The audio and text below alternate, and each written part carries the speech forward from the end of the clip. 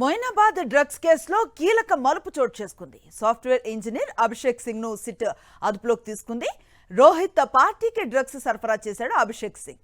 అభిషేక్ నుంచి డ్రగ్స్ ను కొన్నాడు రోహిత్ రెడ్డి డ్రైవర్ శరత్.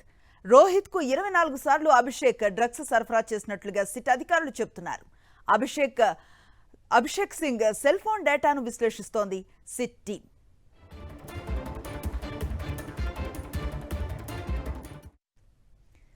ఇదే అంశంపై మరింత సమాచారాన్ని మా కరెస్పాండెంట్ రవిచంద్ర అందిస్తారు.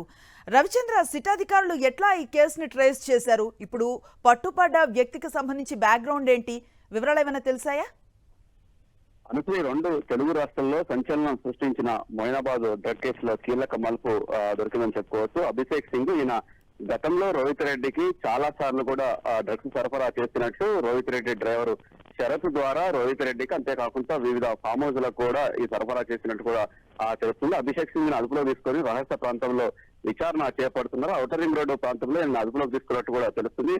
ఫోర్త్ సిటీ పోలీసులు అదుపులోకి తీసుకొని పూర్తి స్థాయిలో విచారణ చేపడుతున్నారు. అయితే ఈ అభిషేక్ సింగ్ మిగతా ఎవరికైనా గతంలో డ్రగ్స్ సరఫరా చేశారా? ఎందుకంటే ఆయన గతంలో కూడా సినీ ప్రముఖులు కావచ్చు, రాజకీయ నాయకులు కావచ్చు, ఇలాంటి, ఎందుకంటే రోహిత్ రెడ్డి కూడా వివిధ పార్టీలకు గతంలో పార్టీలో పనిచేసినట్టుగా వ్యక్తి కాబట్టి ఈ విధంగా ఎవరైనా రాజకీయ నాయకులకు సరఫరా చేశారా, సినీ ప్రముఖులకు సరఫరా చేశారన్న కోణంలో కూడా ఆయన సెల్ ఫోన్ డేటా ఆధారంగా విచారణ చేపడుతున్నారు. అంతేకాకుండా ఈయనతో పాటు మిగతా ఇంకెవరన్నా ఇందులో ఈ డ్రగ్స్ సరఫరా విషయంలో, డ్రగ్ కల్చర్ విషయంలో ఇంకెవరన్నా కీలకంగా పనిచేశారన్న కోణంలో కూడా పోలీసులు విచారణ చేపడుతున్నారు. అయితే అభిషేక్ సింగ్ ఇచ్చేట్టుగా వాంగ్మూలం, అభిషేక్ సింగ్ చెప్పినట్టుగా దాన్ని బట్టేసి మిగతా ఈ కేసు ఇంకా దర్యాప్తు ముందుకెళ్లేట్టుగా అవకాశాలు ఉన్నాయి.